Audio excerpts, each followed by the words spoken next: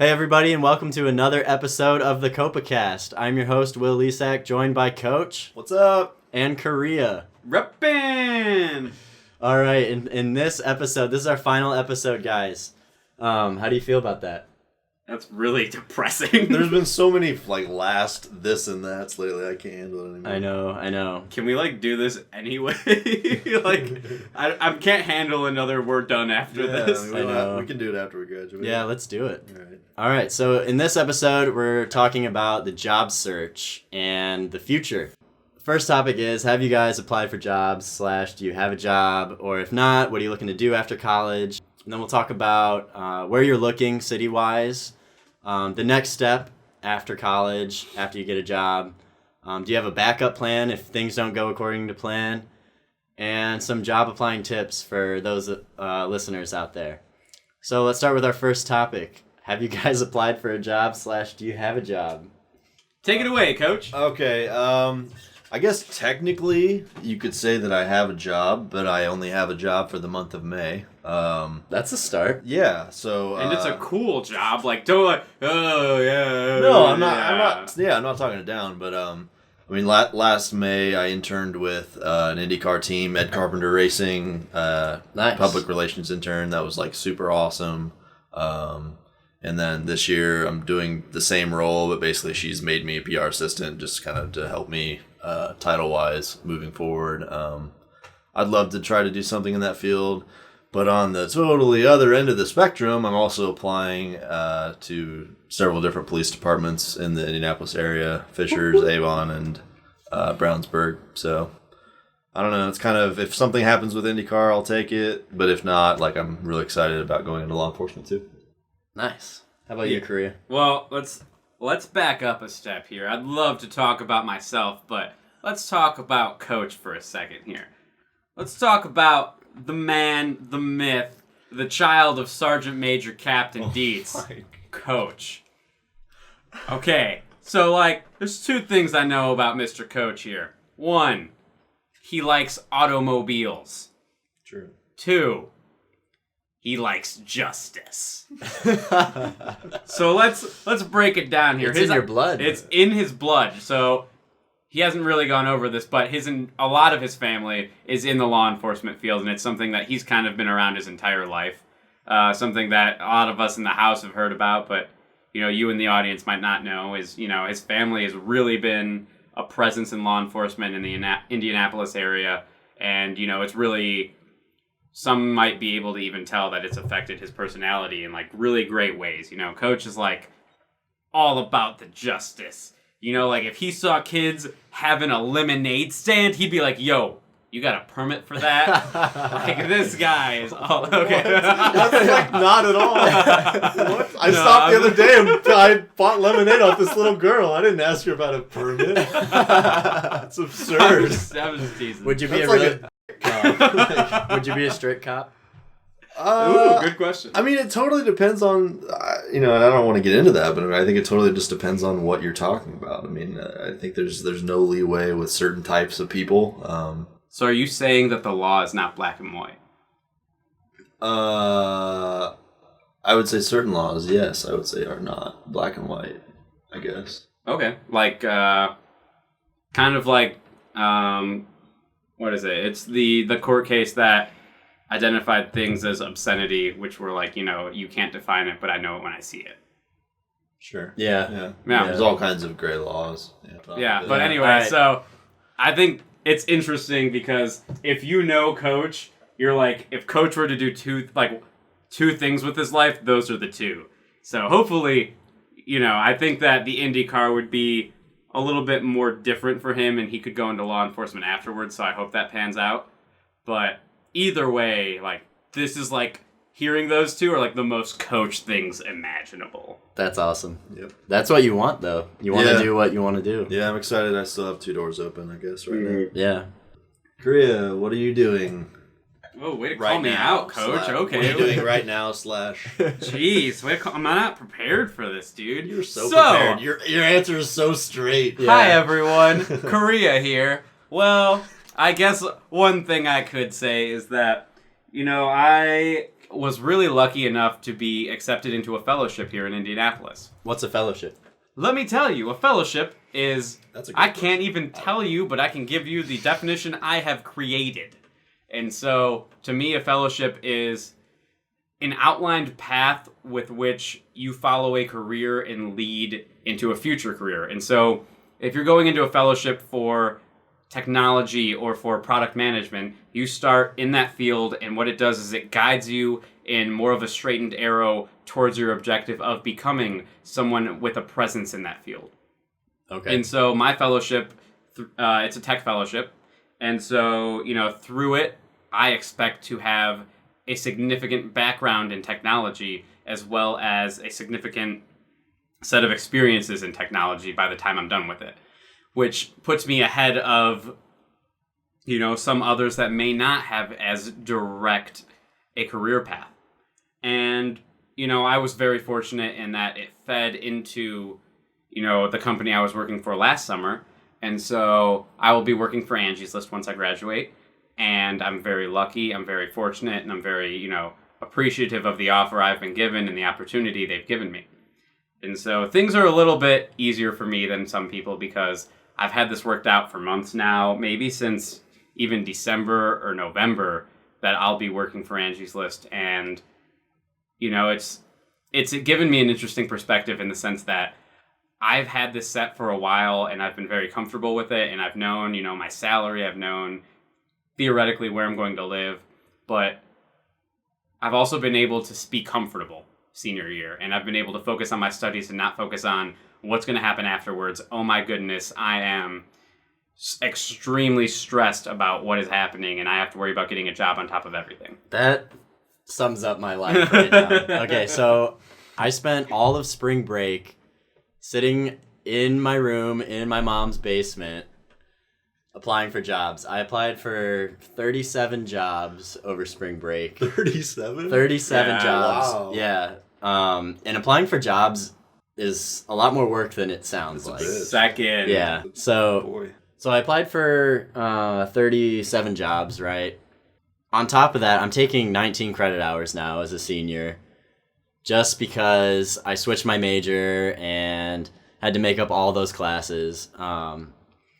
So I'm dealing with the stress of not hearing back from any of those places that I've applied to and like doing all this work for school that like I feel like I shouldn't be focusing on like at all. Like I should be putting all my effort into finding a job because that's my future. Yeah. Taking 19 credit hours is just like, Yeah. oh my God, get me out of here. Yeah. But I have heard back from 8 places. They all said no, Okay. but at least I heard back from Yeah.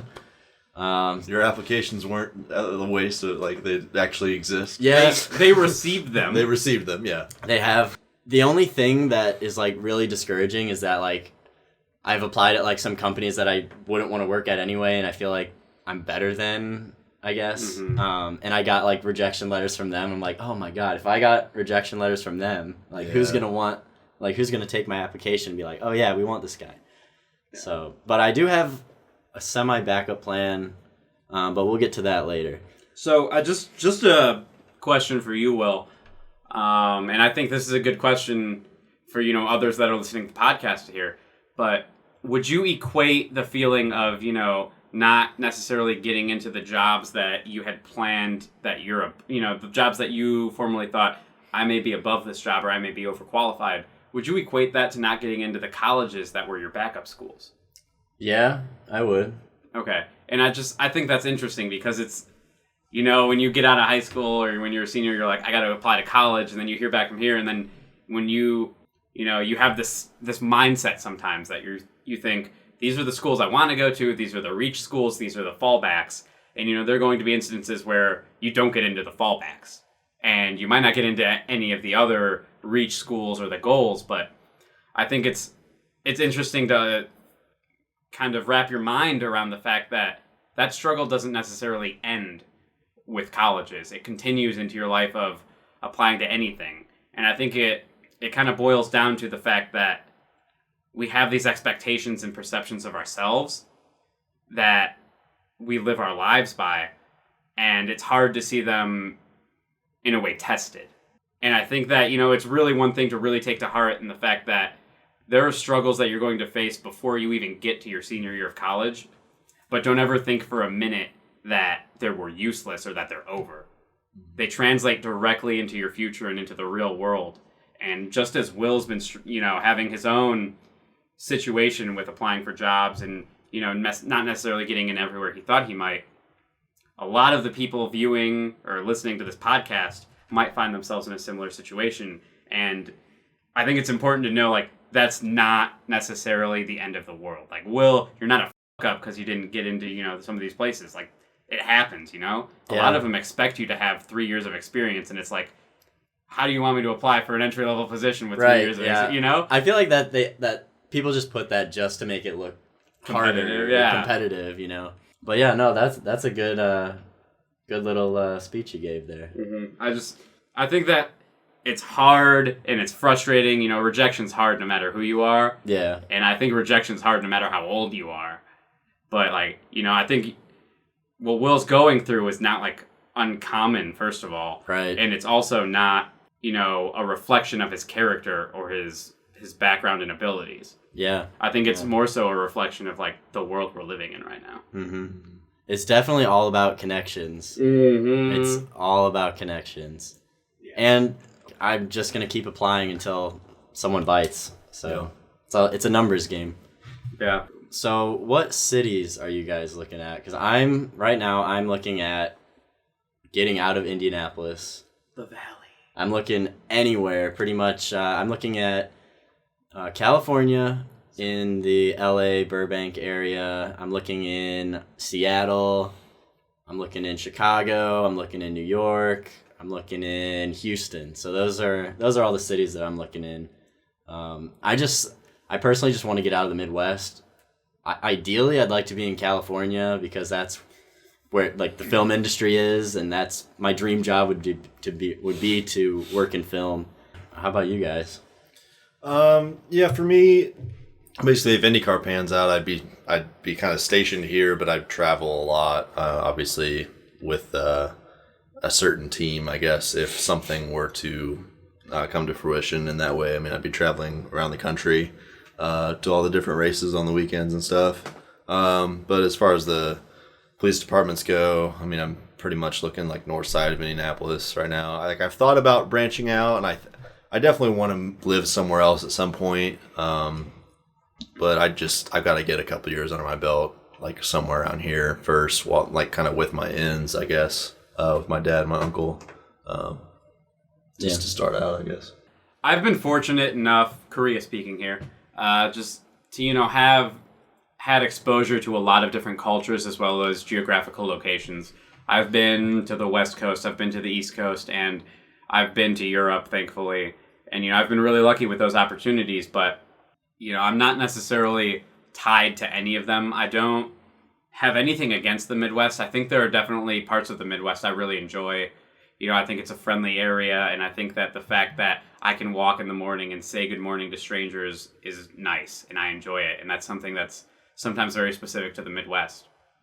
But, as far as looking for jobs, I'm locked in at the moment, but that doesn't necessarily mean I'm locked in the future.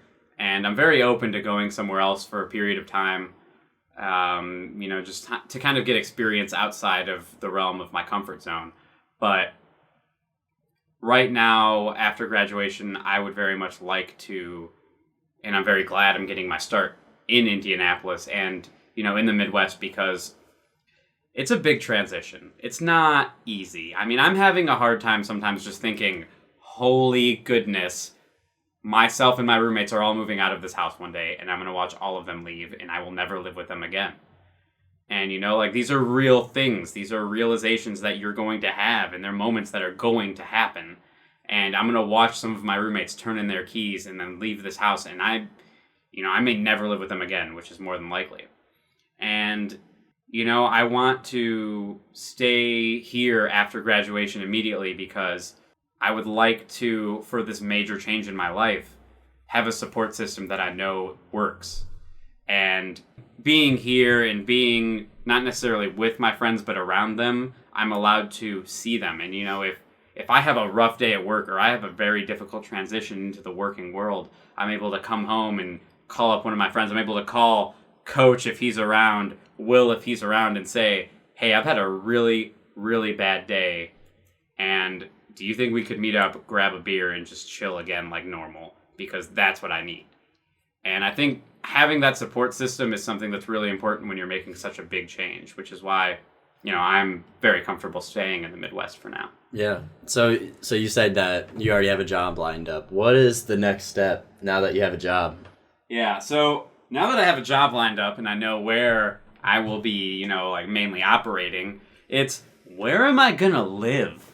Yeah. And, it's the question of, do I, find somewhere cheap? Do I find somewhere nice? And I've been lucky enough, because of my fellowship, they have an apartment downtown that they are promoting that we live in. And the idea is that we have a community of peers as well as others in the fellowship that live there. And so we are able to, live together as well as develop off of each other's, mentality and grow and become more open-minded, and also mentor those that follow us in the fellowship. And it's a great place. I actually have my first tour tomorrow. It's a hard hat tour, so I'll be wearing a hard hat and going through a construction zone. But it's expensive. And, they know how much I'm making because every fellow makes a specific amount in their salary, and it's outlined in our contracts. But it is expensive. I don't mind saying it because it's part of the fellowship, but it's $1,300 a month rent for a single bedroom. $1,500 minimum for a 2-bedroom. Wow. And that's, also, if you find someone who's willing to pay that much, that's 3 times my rent I'm paying now. And so wrapping my head around that is really difficult sometimes, and I think, is it worth it? Finding somewhere to live is right now the biggest struggle for me, especially when I'm being encouraged to go one route. But the frugal side of me, which Coach and Will know very well, Oh, yeah. is kind of pushing me another way to say, be a little more conservative with your money, save while you can. And so that's more of an internal debate, and that's going to depend on the person. Everyone's different, and everyone has a different value on money versus experience versus opportunity. But for me, that's the current struggle. Once you find a job, it's finding where are you going to live, how are you going to live your daily life, and what is deemed necessary for you to exist in that place. Yeah. So I haven't even thought about the next step after getting a job. I'm just focusing on getting a job.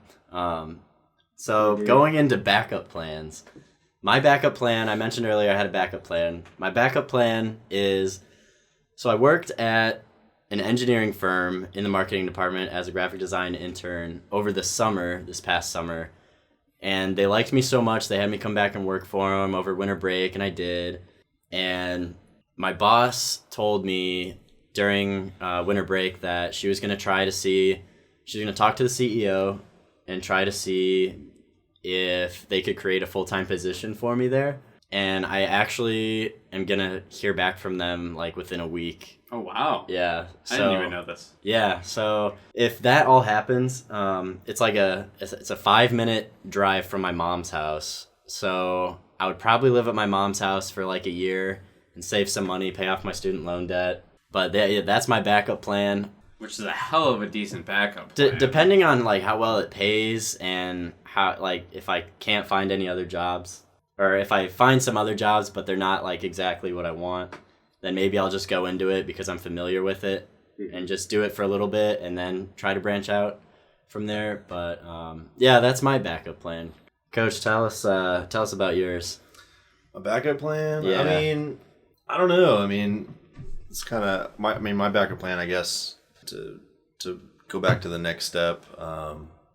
I think it's just determining where you'll be and B, how much money you're gonna have.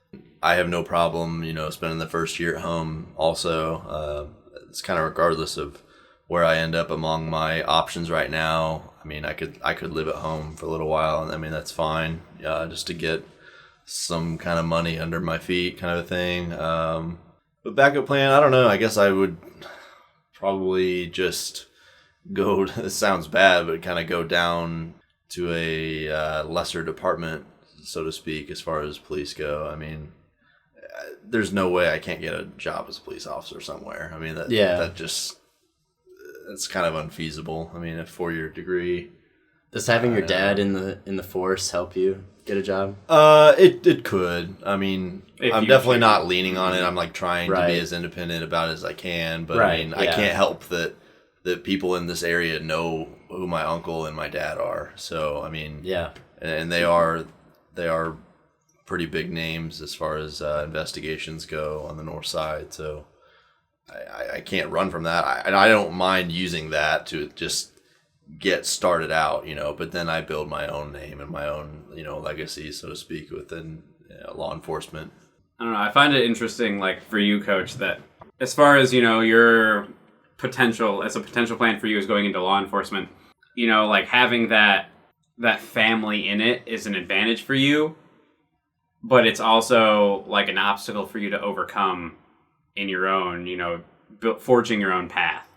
Because, I mean, your family's, they're not small time when it comes to, the department. Yeah. And it's just interesting because, like, I know you've talked about how your dad wants you to forge your own path, and, it's something that's important for you. Like, I know you. You're not a guy that wants to, like, be like, oh, yeah, that's my dad. Let me just go through it. Like, they're not that kind of guy. Right. You want to be able to be like, I'm Adam Dietz. Yeah. Like, I worked my ass off. I earned this. Right. And so it's just interesting that you'll be in a very separate set of, obstacles to face when it comes to your backup plan because you don't want it to be too easy. Yeah. And it's funny that you say that. I didn't bring this up earlier, but my dad is an officer with Carmel, and he doesn't want me to work for Carmel basically because he doesn't want me to, and it could go one of both ways. I mean, it's not like everybody likes my dad. Right. Obviously he's pissed off some people, but he doesn't want me to have any kind of special treatment. He wants me to, if I end up at Carmel eventually, because Carmel is a great place to be, that's fine, that's cool. But he definitely wants me to, be a third Dietz kind of a thing, not just, the major's kid kind of a thing. So, what would your dream job be? I guess dream job, I don't know, either FBI or like maybe Secret Service, but Secret Service for the president? Yeah. What if you didn't like the president? Ooh. Would you take a bullet for him? Yeah. Would you take a bullet for me? He wouldn't take a bullet. Yeah, I'd audience. take a bullet for you. Certainly. He would take one for the president, no problem. That's part of the duty is you take a bullet for whoever I'll needs take a bullet. Ask me if I take a bullet for you. No, this is dumb. How much? This is Korea being Korea. Ask it. Just ask. Would you take Yes, a bullet? yes, I would. Caught me off guard. Jeez. How much does Secret Service get paid? Interesting. It depends. I mean, it's weird because you go on the government pay scale, and in Government jobs. on the government pay scale, it basically, I mean, certain jobs start somewhere. It's like GS, 1 through like 15, 20, whatever. Yeah. But then they have all of the, basically depending on where you are, they do the cost of living thing. So, I mean, you can make $70,000, $80,000.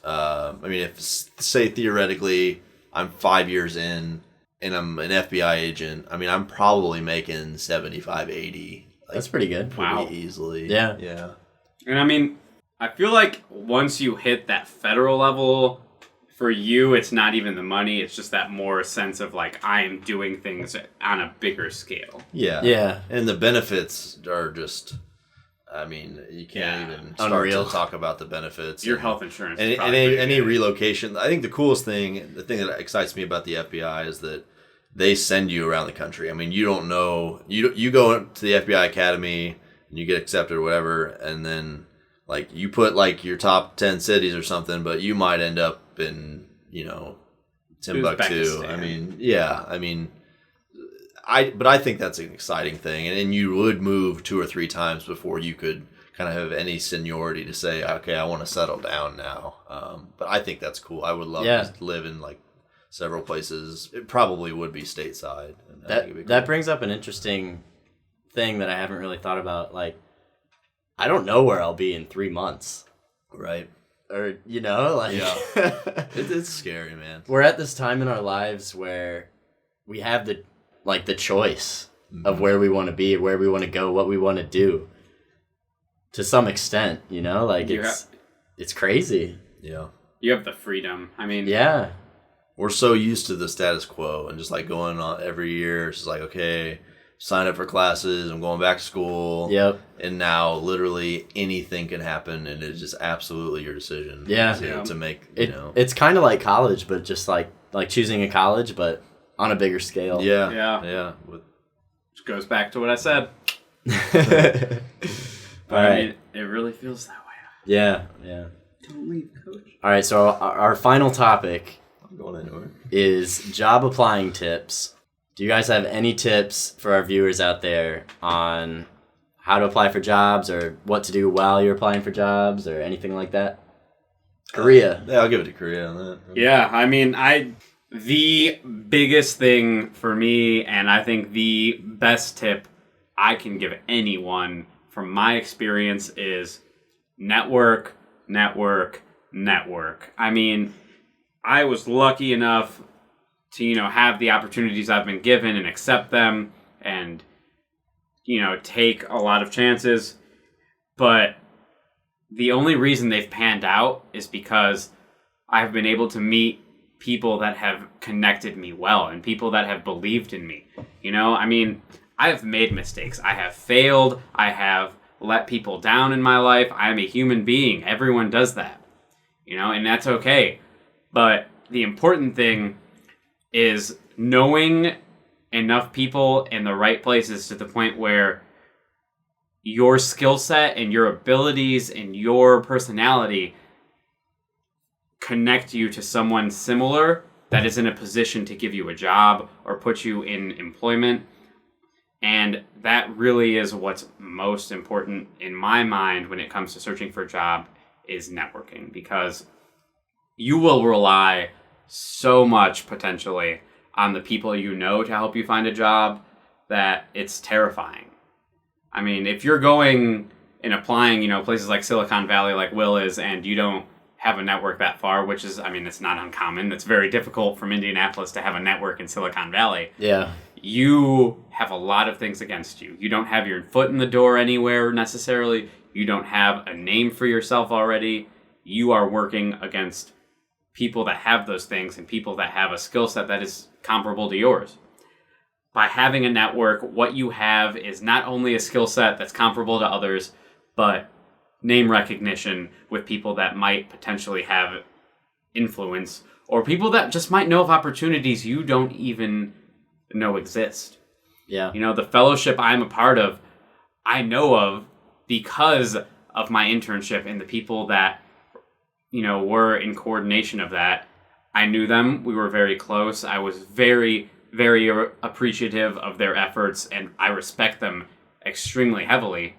And thankfully, they found me to be a person that was, personable, as well as friendly and hardworking, to the point where they thought I was worth their time interviewing. And, if I didn't have the luxury of having a network that was as connected and supportive as I do have, I don't know if I would be in the same place. I do not know if I would have a job right now. I can't say that for sure. And I think that, having a network of people that understand you and can support you and can vouch for you goes farther than anyone can imagine and farther than any resume could ever show. Yeah. And that speaks so much to getting involved in campus too. Just because, being involved in a fraternity, we have alumni that are already out there in the real world that we can reach out to and say, hey, you're in this area, do you know of any opportunities and all that? So getting involved again is just a great thing to do.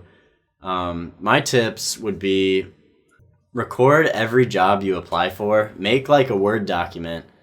Write down all the jobs you apply for and cross them off every time you get rejected. And then another tip would be when you're writing a cover letter and you're submitting a resume, you should have a master resume with everything on it.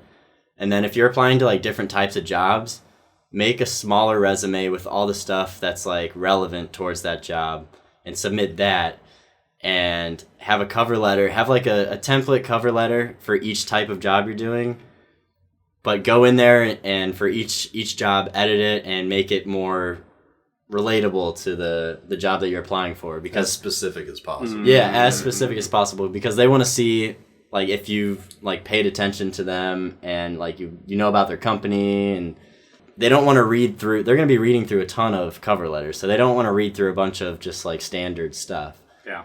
They want you to get straight to the point and straight to all your experiences. So those are my helpful tips. Also, never give up. I'm not giving up.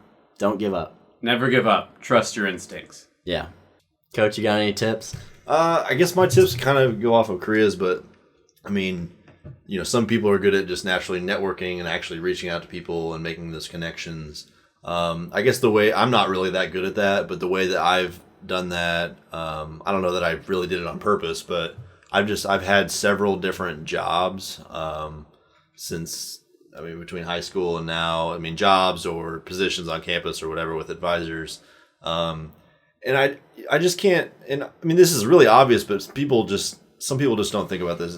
And everything you do, even if it is the most mundane, stupid job you've ever had, and you're just trying to make like a little extra money for the weekends, like work hard. And I mean, even if you don't like that supervisor or something like that, they totally are going to end up on some resume, some application at some point, and they will get a call and they will have to talk about like the way that you worked when you were there. And if you're not comfortable doing that, then you didn't work hard enough. I mean, you've got to be able to go to anything that you ever end up doing. Just work hard, do your best, even if it's stupid. And if you really don't think you can like manage to do well in it anymore, then just get out of it and do something that you really do care about. I mean, I've had to do that a couple times. I'm just like, I know that I am not putting my best foot forward here anymore. I'm just going to move on to something else because I'm better than like the way that I'm working, I guess, right now. So just work hard in everything you do, even if it's just tiny. Second. Yeah. All right, guys. That's it. That is. Don't say that. Our Don't say series. that. You can't say that. Our series is over. Don't say that. The last episode of the Capstone Copacast Good luck in college has come to a close. Don't give up. Don't quit. Don't quit, guys. Don't quit. I'm gonna cry. I'm cool. We can't even stop. Yeah. Yeah. We can't even say goodbye. Later, dude. All right, I'm gonna toughen through this. Signing off for the last time. I'm Will Isak, joined here with Coach Reppin' and Correa. Say goodbye. Say goodbye. Goodbye, guys. It's been real. Thanks for listening, guys. We love you. We love you.